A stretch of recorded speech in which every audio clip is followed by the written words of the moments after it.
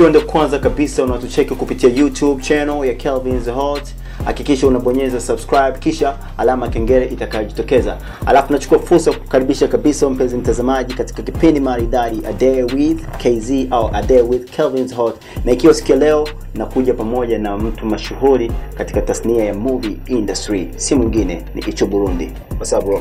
Yeah, congratulations. Habari za siku tatu. Yeah, namshukuru Mungu sema tu kitambo. Naona mabomu kwa mabomu. Yeah, inabidi tufanye kazi. Bomu kwa mabomu je, wacha bomu kwa bomu. I say. Nilicheki movie yako. Nilicheki movie yako hii Ngabo. Yeah. Hii movie ilikujaje, story yake ilikujaje mpaka kufikia kufanya movie kama ile pale? Yaani unajua kitu kimoja, tunajitahidi kubadilisha mfumo wa system ya kazi. No. Kwa sababu nikizungumzia movie kwa hapa East Africa, sawa, sana wa Tanzania wamekuwa wamechukua nafasi kubwa sana. Ndio. Unaona. Sasa ule mfumo wao wa kuigiza tayari ulikuwa umeshaweka watu kichwani. Unaona. Kusema wewe mwigizaji uweze kuja na uwazidi wale ambao wenyewe tayari ule mfumo wao ulikuwa umeshaoingia watu kichwani mwao, inakuwa sio njia rahisi. Kwa inabidi sasa usuke mpango mpya. Uangalie na wewe unaweza kupita njia ipi ambayo inaweza ikawaridhisha watu. Unaona? Ukitazama Irondo na Ingabo, yani ni mfumo tofauti ya. Unaona? Na hizi bongo movie, unaona? Kwa hiyo tukasema sisi Warundi inabidi tujifunze njia yetu nzuri na sisi kupita. Unaona? Na kwa alhamdulillah watu wanapenda na wanasema kabisa tupo tunapokwenda ni pazuri. Kuna scenario moja niliona kwenye hiyo movie Ingabo. Mwishoni kwenye part 1, sijui part 2 tayari au bado? Part 2 soon natoka tarehe 20. Niliona kuna scenario moja ambayo mmetumia bunduki. Afile bunduki kwa macho yangu mtazamo wangu kama ile ni bastola real. It was real au ilikuwa ni ni bastola kweli? Mmepataje? Ilikuwaje mpaka kupata kibali cha kutumia bastola? Unajua katika kundi letu la The Brothers, kampuni yetu The Brothers, unaona kuna watu tofauti mle ambao wanafanya kazi zao tofauti. Unaona, tupo na askari polisi mle, unaona, tupo na raia kawaida. Sasa kwa hiyo ilikuwa ni rahisi katika ule upande wa wale askari polisi, unaona, kuweza kuwa na kibali hicho na wameruhusiwa kutumia bastola, lakini inakuwa haina masasi. Kwa hiyo haikuwasumbua? Haikutusumbua sana na mimi sikuweza kuishika. Ilikuwa nashika ule jamaa polisi. Yule alicheza ile character ni polisi? Really? Okay. Tukizungumza kuhusiana na tasnia ya movie hapa Burundi kwa jumla, ni kitu gani ambacho wewe kwa mtazamo wako unaona kama kina miss? Yaani kitu ambacho naweza nikaongea, mara nyingi sipendaji kuongea lakini leo lazima nikizungumza. Unaona? Hapa sisi nyumbani kwetu Burundi, naweza nikasema hatuko wazalendo. Okay. Unaona? Nikisema hatuko wazalendo, tunapenda vitu vya nje, halafu la ajabu sisi kwa sisi. Sawa. Tuko tunafitiniana. Okay. Unaona? Yaani kuna ubinafsi kati ya mtu ambaye mwenye ametoka Bienzi, sawa, na mtu akamenge na mtu akinama Chibitoke. Okay. Explain hapo kidogo. Sawa. Utofauti uko kivipi? Kama for example mimi naongea Kiswahili. Sawa. Hapo nyuma kuna baadhi ya interview za Kirundi zilikuwa zinanitatiza kweli. Sawa. Sababu kutokana na jinsi muda mwingi ulikuwa Dar es Salaam nini na kitu kama hicho. Sasa ile mtu kuwa Mswahili, yani kuonekana kama wewe unaongea Kiswahili, sawa, imekuja kuwa tatizo. Yani watu wanakuchukulia kama wewe sio kivile, unaweza wakakusupport au kukupromote. Sawa. Wanasahau kama Diamond anaongea Kiswahili. Na support kazi zake. Unaona?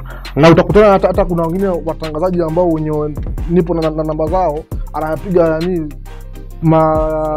selfie yuko anaimba nyimbo ya wasanii wa nje.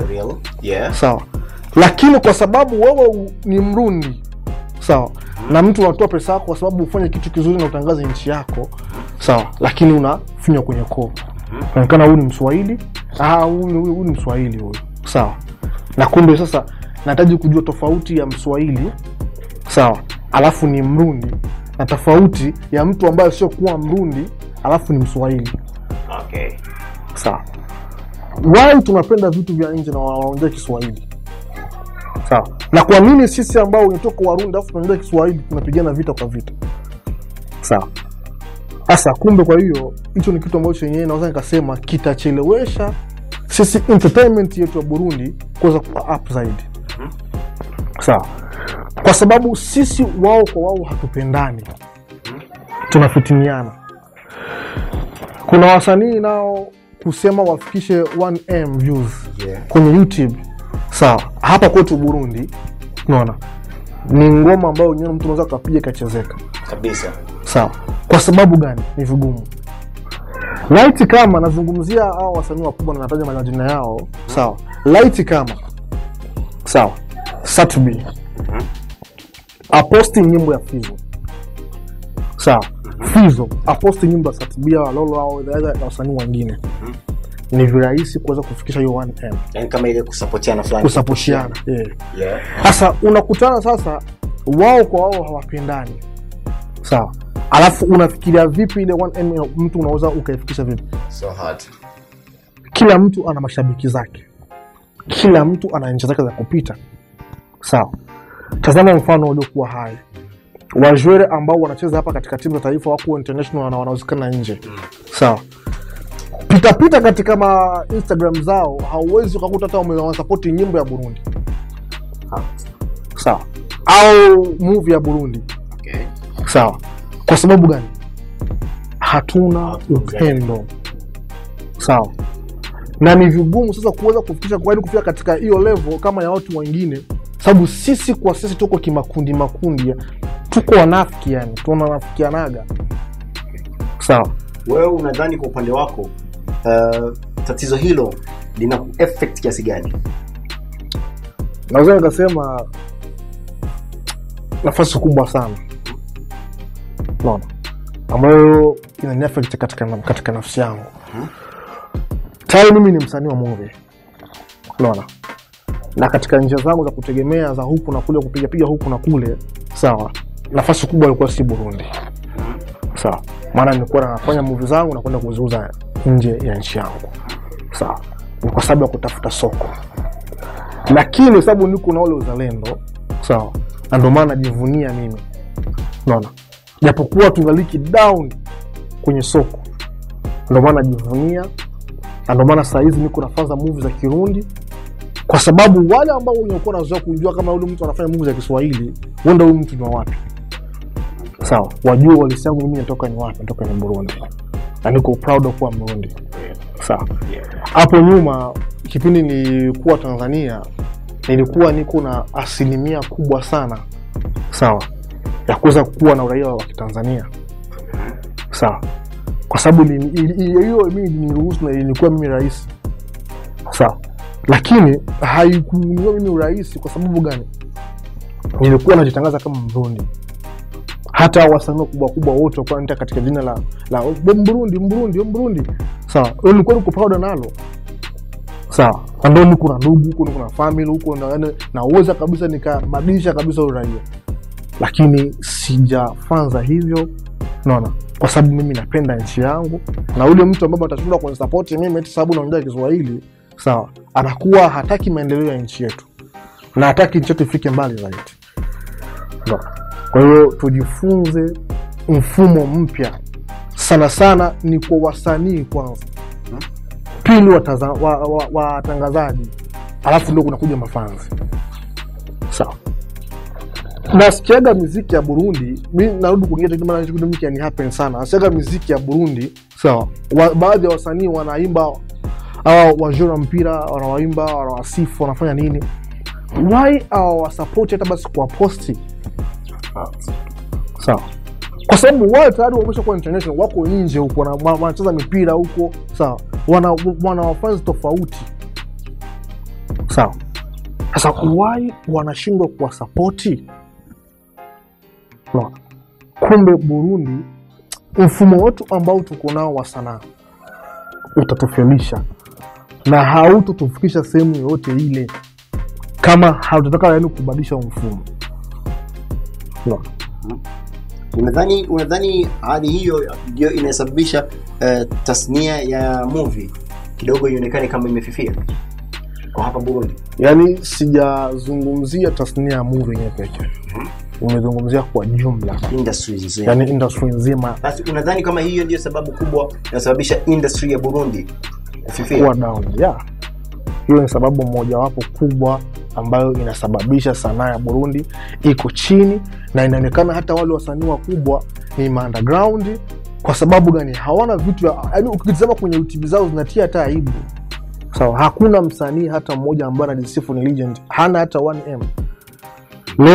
Leo tumshukuru Mungu tuko na Satibia ameeneza hiyo.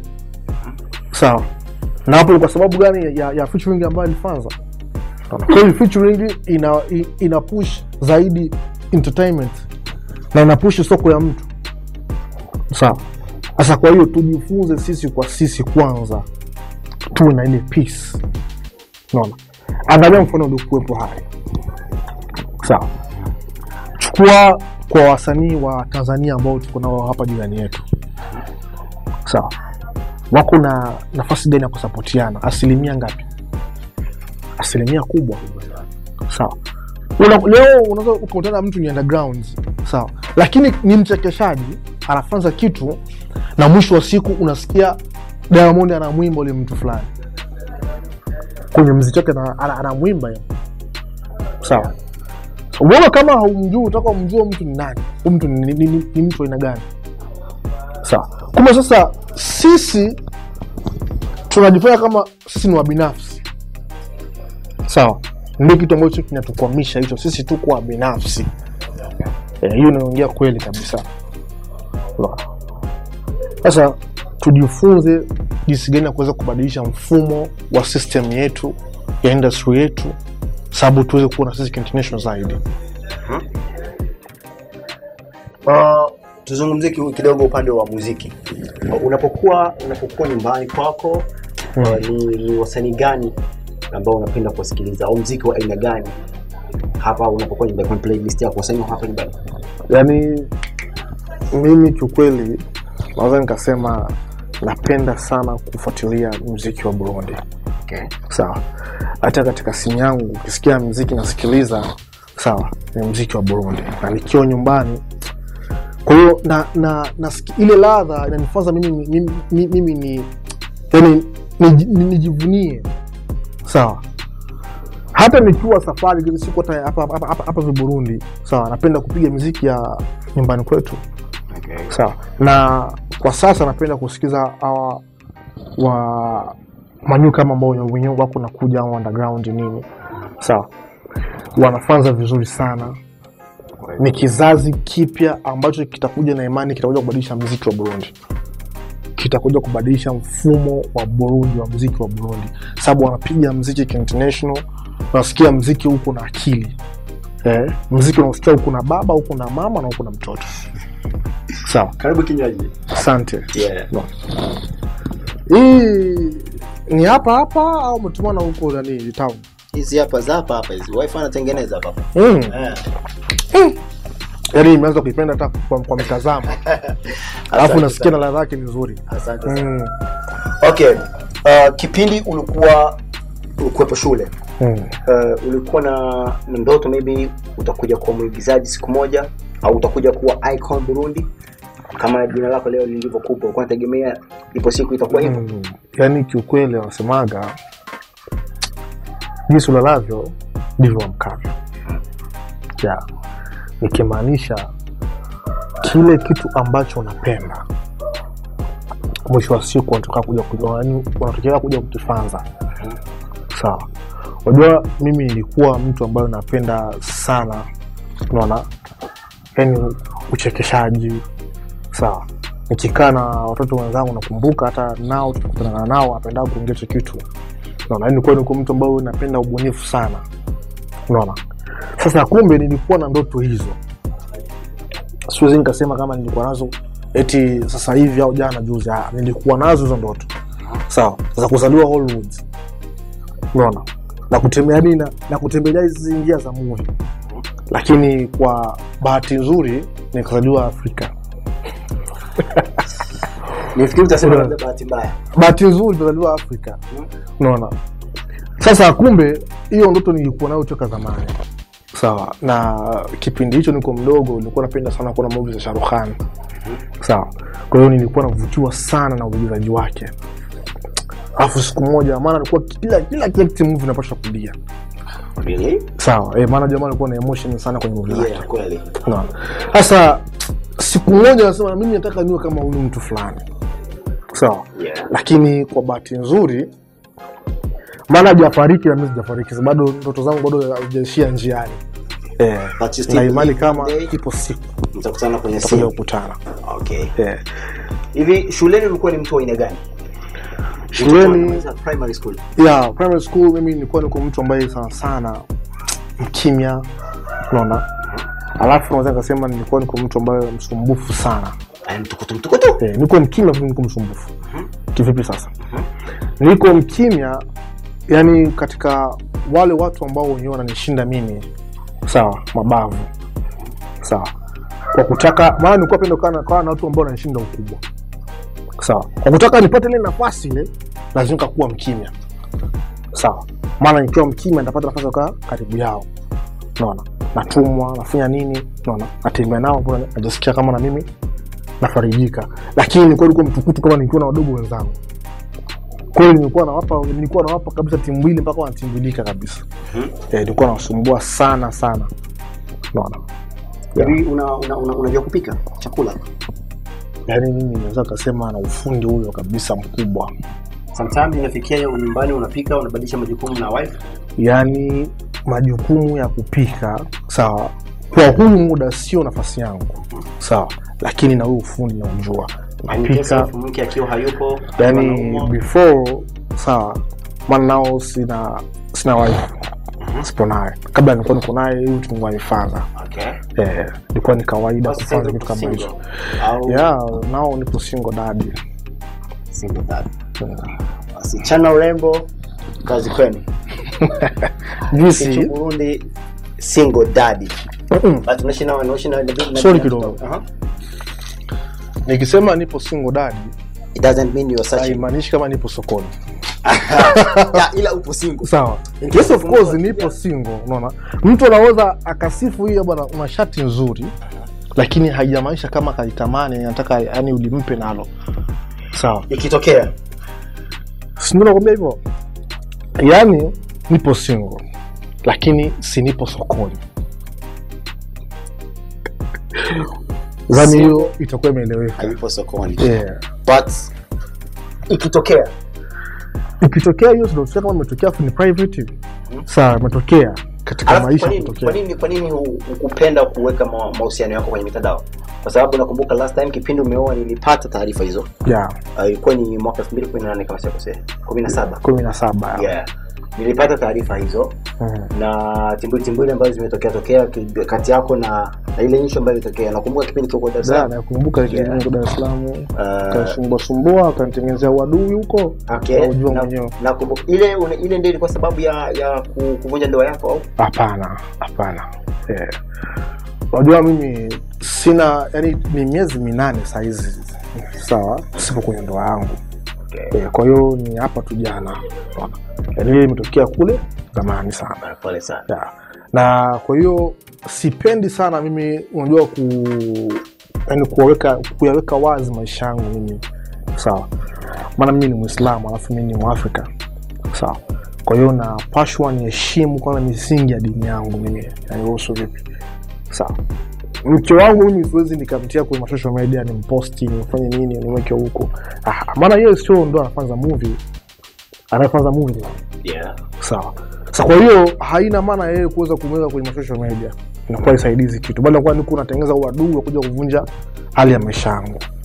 Yeah. Na kama imetokea hatuko naye ni katika mambo ya kiubinadamu. Okay. Maana binadamu hatuko wakamilifu. Sawa. Leo mimi nakosea, kesho nakosea. Unaona? Tunaombeana msamaha. Kwa hiyo kama hali imetokea hiyo na kama leo hatuko naye ni kwa sababu ya ubinadamu. Ila inaweza kutokea tena mkarudiana. Azimo kawaida tayari mna mtoto. Yeah, na mtoto. Mtoto ndio ndio kitu ambacho mna share in common. Yeah. Yaani inaweza kuwa ni smaku kwako na yeye kwake, alafu ule mtoto ndio akawa. Wewe kikubwa katika maisha, sawa? Yeah. Unapogombana na mtu, aidha unapo kuwa mbali na mwenza, Yeah. sawa, asiu kwanza uadui. Okay. Naona. Pawe kwanza mazungumzo mazuri. Sawa. Pawe kujulia na hiyo hali. Sawa. Alafu mengine tunayaachia sasa na wakati wao mwingine. Naona. Yeah. Alhamdulillah. Tuna mtoto na tuna mazungumzo mazuri na tunashauriana hiki na kile. Sawa. Yeah, lakini tu imekuwa hivyo. Kutokuwa sehemu moja. Okay, ikitokea leo unarudishwa utotoni kwa mfano. Ni kitu gani ambacho unaweza kukibadili katika maisha yako ambacho ulikifanya, maybe mistake ambayo ulifanya ambayo umejutia? Unaweza nikio mfano leo ukirudi utotoni unaweza kubadili. Siwezi kupenda kurudi utotoni. Okay. Sababu utotoni kuna maisha mabali. Maisha ya kizembe, unaona, kumtegemea ile mtoto ni mama yako, baba yako, you know. Siwezi kupenda kurudi utotoni. Kwani? Siwezi kupenda kimetokea utotoni maybe utaki kurudilia.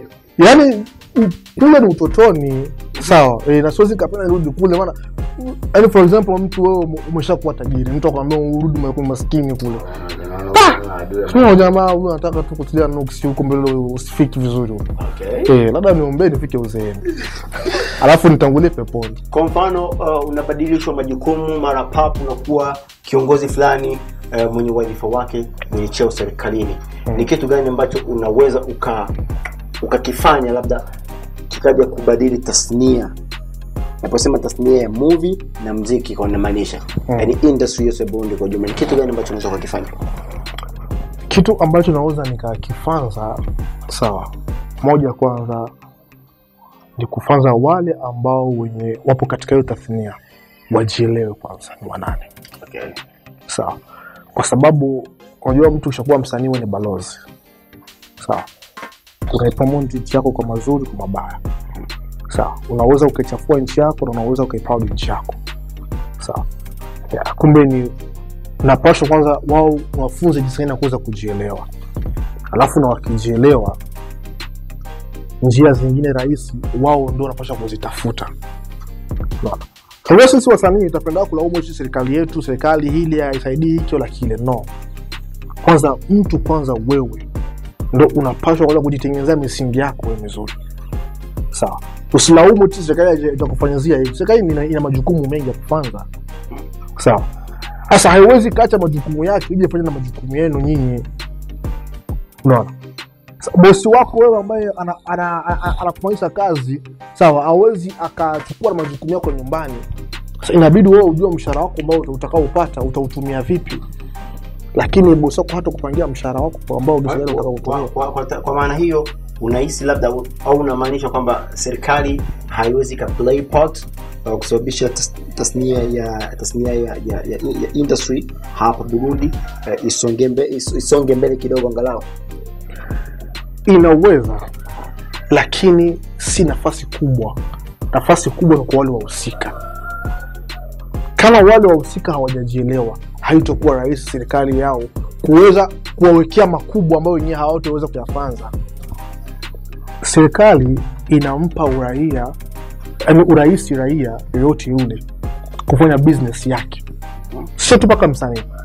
Sawa, inampatia nafasi bwana kila raia wote afanye kazi yake katika sheria hizi na hizi. Sawa.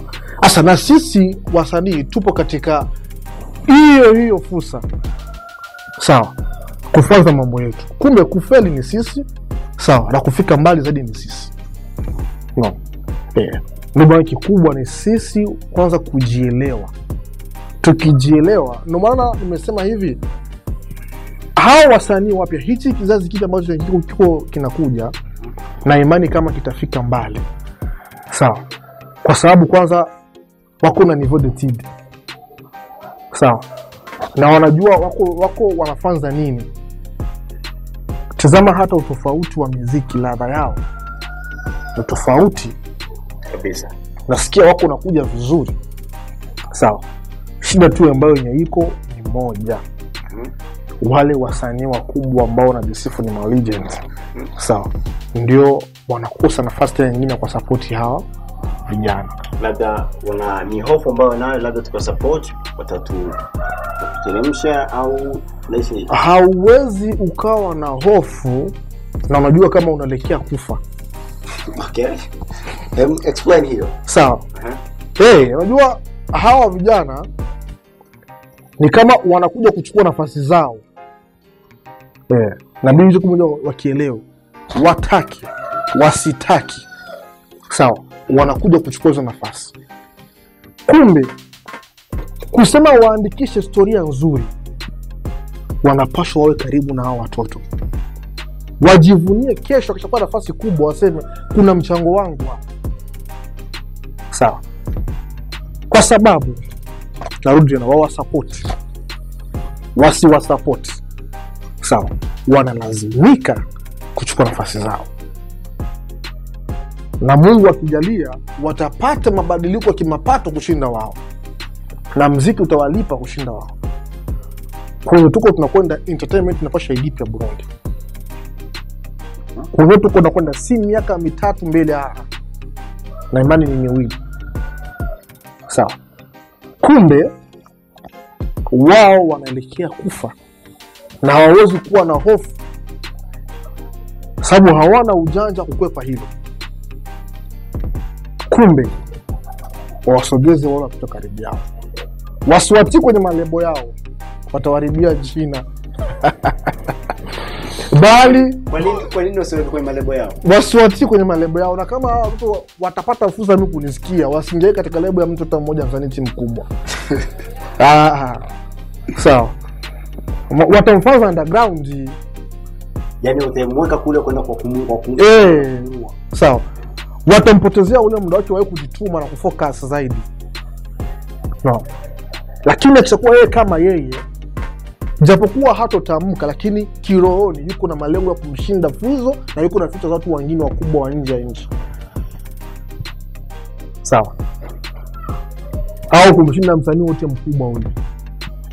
Lakini na wao wanapaswa kuwaheshimu wale ma legends.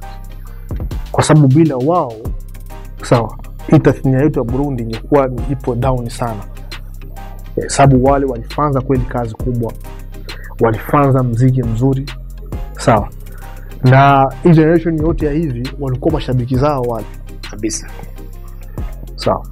Walikuwa mashabiki zao. No. Kumbe nafasi yao bado ingaliki itakuwa kubwa. Na heshima yao bado ingaliki itakuwa kubwa. Lakini wasiokopi kwa support vijana ambao wanakuja eti kisa watawashinda. Okay.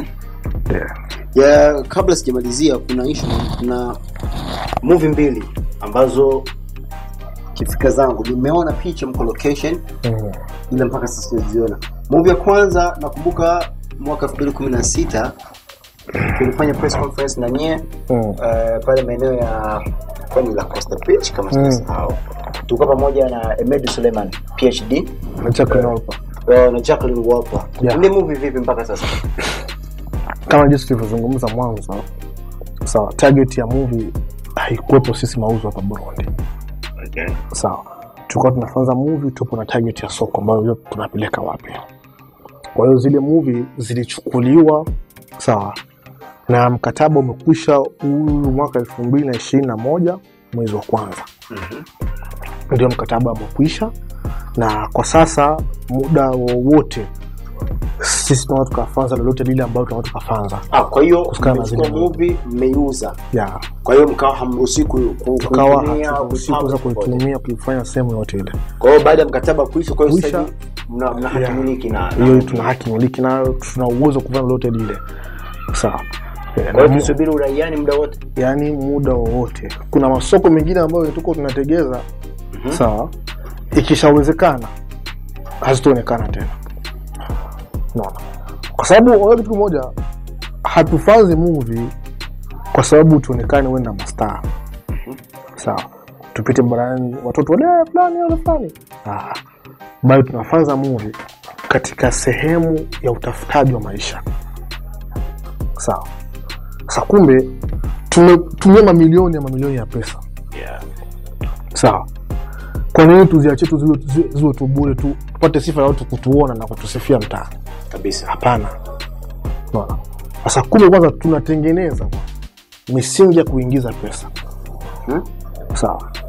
Ile misingi ya kuingiza pesa tukisema sasa nao tuna uwezo kufanya lolote lile. Sawa, tufanze. Alafu kuna hii movie ya marehemu Mzee Majuto. Na yao pia zilikuwa movie mbili pako na 96 na Burundian Nda. Yeah. Burundian Nda ndio ile ambayo tumeshirikisha Jacqueline Olpa na Ahmed. 96 tumemtia ndani nani Majuto, Pacho Mwamba na Irene Uwoya. Yeah. Na wengine msanii ambaye mwenye bado hajafanya vizuri na yeye Bongo. Irene Uwoya hujawahi kuigiza kwa movie? Nishani Queen. Irene Uwoya? Wewe kuna movie umecheza na Nishani Queen kitambo? Yeah, Cushion House. Kwa mwaka 2013. Ndio tumeitoa na tukafanyaga uzinduzi. Yeah, kumbuka hiyo. Yeah, okay. Na Shani Queen pia kuna movie alifanya na Irene Uwoya. Na Shani Queen kuna movie ambayo alifanya na Irene Uwoya. Yeah, nilikuwa nafanisha hizo movie. Kila labda kuna movie nyingine nimefanya na Jita Shamsa Shamsa Ford. Okay. Ambayo tufanya na Irene Uwoya ndio hizo ambazo zinatoka zote ziko sokoni huko. Okay. Lakini zao mkataba ushaisha nao tuna uwezo kufanya lolote lile. Okay. Bana Icuburundi nikushukuru. Kweli na nashukuru sana. Asante pia. Asante kwa kuja nyumbani kwangu kushare story na mimi. Na lazima kuwa hivyo baba. Habari sana mzee. Peace. Peace sana.